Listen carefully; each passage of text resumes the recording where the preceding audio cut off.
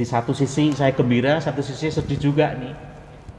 Istri boleh pulang, tapi kok nggak boleh satu kamar, itu kan menjadi seperti apa, kayak orang marahan ya di rumah ya.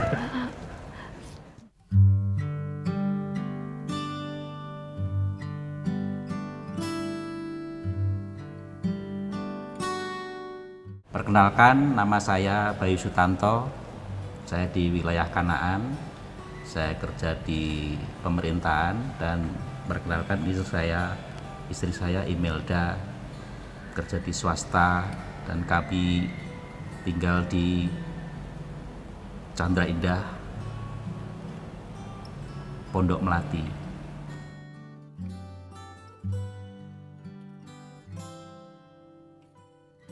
Kalau saya boleh mengawali kesaksian ini, memang tidak ada yang menyangka, tidak ada yang menduga, tidak ada yang bisa memastikan bahwa seseorang itu bisa terbebas, ataupun meskipun kita sudah melakukan protokol kesehatan.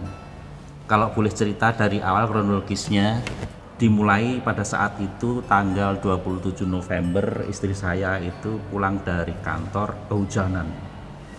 Hujan deras banget dan kami tidak pernah menyangka hujan itu mengakibatkan istri saya saat itu seperti masuk angin. Jadi kita nggak pernah menduga itu suatu gejala COVID. Kita hanya berpikiran mungkin masuk angin. Saat itulah kami tidak mengambil tindakan apa-apa. Besok paginya ternyata rasa meriangnya itu masih belum berkurang. Kemudian kerokan, kemudian istirahat. Waktu berlalu hingga hampir seminggu, udah berkurang lah itu pusingnya atau masuk anginnya udah berkurang. Jadi pada saat itu saya beraktivitas kantor seperti biasa, karena saat itu saya juga belum terkena apa-apa karena saya masih sehat saat itu. Hari itu berlangsung sampai dengan tanggal 3 Desember. Ternyata keadaan masih seperti itu, jadi masih panas dinginnya itu datang pergi, dan ditambah ada pusingnya juga. Akhirnya hari Jumat itu kami sepakat tidak masuk kantor, sehingga kita ke Rumah Sakit Karunia Kasih. Dan saat itu setelah dilakukan tes darah, dokter menyatakan bahwa memang mengalami tipes, dan saat itu kita cuma mengandalkan apa yang ada yang diberikan oleh dokter, yaitu obat-obatan. Kemudian 2 hari berlalu keadaan istri saya tidak berubah. Ternyata yang naik turun itu makin parah juga itu. Akhirnya sepakat yaudah kita ke Rumah Sakit Mitra. Dokter pertama kali menduga coba tes swab aja. Enggak dok, ini kita harus udah tes darah. Hasilnya saya tunjukkan hasil dari rumah sakit sebelumnya. Ini terkena tipes ini. Nah, akhirnya mungkin dokter berkeyakinan lain, sehingga akhirnya disarankan untuk ikut tes swab. Dan saat itu memang itu tes yang dilakukan pagi hari itu hasilnya baru didapat sore hari. Jadi sore hari kita tunggu, kita dapatkan informasi akhirnya bahwa ternyata istri saya dinyatakan positif COVID-19.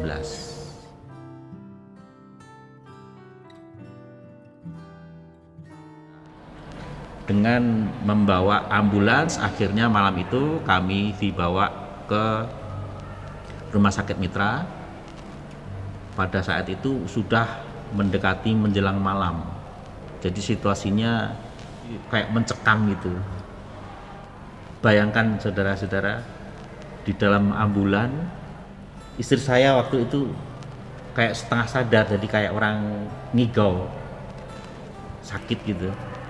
Saya tenangkan, dalam hati saya cuma berdoa, Tuhan kuatkan kami sadar bahwa Tuhan selalu menyertai kami. Itu selalu dalam pikiran saya, dan saya sambil pegang tangan istri saya yang waktu saat itu memang rasanya panas ya, hangat ya, karena panas dingin. Dan akhirnya sampailah kami di Rumah Sakit Mitra. Dan saat itu Dalam keadaan saya pada saat itu memang sudah mulai juga meriang juga ternyata. Dalam keadaan meriang itu saya mengurus semua administrasinya. Sana kemari, saya cuma berkeyakinan bahwa Tuhan tidak meninggalkan saya. Jadi meskipun sakit saya tetap semangatnya ada. Sampai dengan akhirnya secara administrasi sudah selesai dan istri saya diantarkan ke kamarnya, dan saat itulah kami berpisah di depan lift karena tidak boleh mengantar sampai ke ruang perawatan. Saya bersyukur kalau Tuhan memberikan kami kekuatan walaupun dalam keadaan sakit. Kami tidak tahu, ya mungkin secara manusia saya sendiri pun merasa tidak mampu gitu. Dengan keadaan kok bisa terjadi virus ini terjadi dalam hidup saya gitu. Dan puji Tuhan, Tuhan senantiasa menolong dalam kehidupan saya. Walaupun di rumah sakit itu semua mungkin terjamin ya ininya. Pengalaman sakit ini tuh begitu berat gitu. Walaupun saya berkali-kali memang sudah masuk ke rumah sakit gitu. Puji Tuhannya, Tuhan selalu menolong saya, dan puji Tuhan saya satu kamar dengan orang yang seiman. Kami saling menguatkan walaupun sama-sama kami itu dalam keadaan lemah, karena waktu di rumah sakit itu saya udah tersesak gitu. Kadang saya sampai yang putus asa. Mungkin secara manusia saya nggak mampu karena memang udah bernapas aja untuk sulit gitu. Puji Tuhannya, Tuhan selalu menolong dalam kehidupan saya. Saya boleh dipulangkan walaupun sampai saat itu saya masih 35% lagi saya belum sembuh dari COVID virus itu. Tuhan memberikan kekuatan bagi kami, apapun yang terjadi di dalam keluarga kami selalu diberikan kekuatan, selalu berikan pengharapan. Itu semua karena bukan kekuatan kami, tapi karena kekuatan yang Tuhan sudah berikan dalam hidup kami.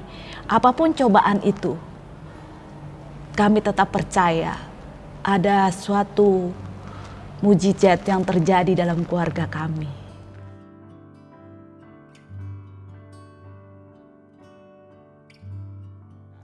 Jadi kalau selama di rumah, selama isolasi mandiri, seperti saya ceritakan di depan, apapun yang disarankan teman-teman dari pengalaman-pengalaman mereka yang pernah terkena COVID, saya lakukan. Pertama, selalu minum air hangat. Kemudian setiap saat kayu putih itu bisa kita hirup. Jadi setiap kali kita memakai masker, kita tetesin aja itu maskernya. Kemudian yang ketiga, ada yang menyarankan minum VCO, Virgin Coconut Oil. Saya juga minum setiap hari 2 sendok makan. Menyarankan agar kumur-kumur dengan menggunakan air hangat dengan air garam hangat. Itu juga saya lakukan. Kumur-kumur. Kemudian beberapa macam obat, vitamin itu juga saya minum. Vitamin itu macam-macam dari A sampai Z mungkin kalau bisa dibilang. Karena banyak banget yang dikirim. Baik dari rumah sakit, dari puskesmas, maupun dari kantor juga ngirim ke rumah. Kemudian tiap pagi saya minum madu yang ditetesin dengan lemon. Itu saya minum juga. Ya mungkin karena apapun saya minum dan dengan penguatan diri bahwa Tuhan menyertai saya, dan saya berpikiran bahwa hati yang gembira adalah obat. Nggak nyampe 5 hari, akhirnya panas dinginnya saya hilang. Jadi setelah 5 hari itu saya merasakan sudah mulai sehat nih. Dan saat itu saya masih berkomunikasi dengan istri melalui WA, telepon-teleponan, di mana di sana akhirnya hari ke-9 istri saya dibolehkan pulang dan pesen dokter jangan satu kamar dulu. Di satu sisi saya gembira, satu sisi sedih juga nih. Istri boleh pulang, tapi kalau nggak boleh satu kamar itu kan menjadi seperti apa, kayak orang marahan ya di rumah ya. Jadi tapi kami tetap bersyukur istri saya boleh pulang, dan saat itu mulailah kita saling menguatkan. Jadi karena sudah di rumah, dia akhirnya meskipun keadaannya belum begitu pulih, tetap dia melakukan aktivitas di rumah. Mungkin itulah yang bisa menjadikan makin hari makin baik. Dan akhirnya dari puskesmas datang untuk tes swab. Jadi saat itulah saya dinyatakan negatif. Kemudian istri saya 2 hari berikutnya baru dites, karena memang jarak waktunya berbeda pada saat itu tes swab pertamanya. Jadi mulai saat itulah kami berkomunikasi dengan saudara-saudara bahwa kami telah mengalami atau terkena COVID. Jadi itulah yang menguatkan kami bahwa dengan hati yang gembira itulah akhirnya COVID-19 terlewatkan dari kami.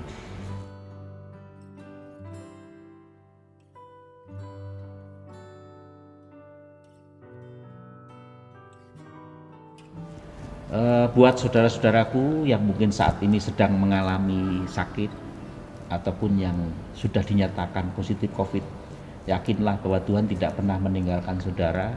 Yakinlah bahwa apa yang kita alami ini pasti ada hikmah di belakangnya.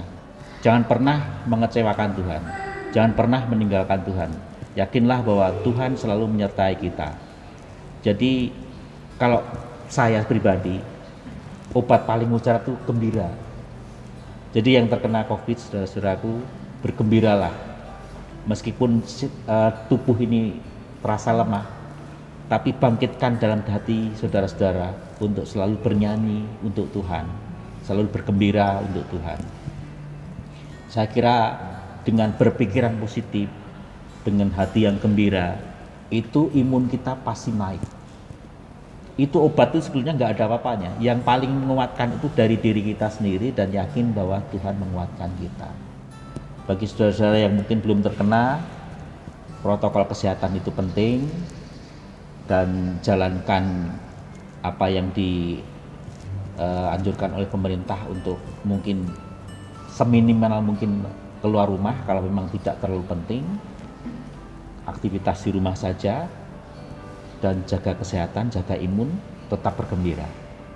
Itulah pesan saya untuk saudara-saudaraku semuanya yang mungkin sedang menderita, atau untuk perhatian teman-temanku yang mungkin belum pernah terkena COVID-19. Pasti yang terbaik, walau kadang tak mudah dimengerti, lewati cobaan, ku tetap percaya waktu Tuhan pasti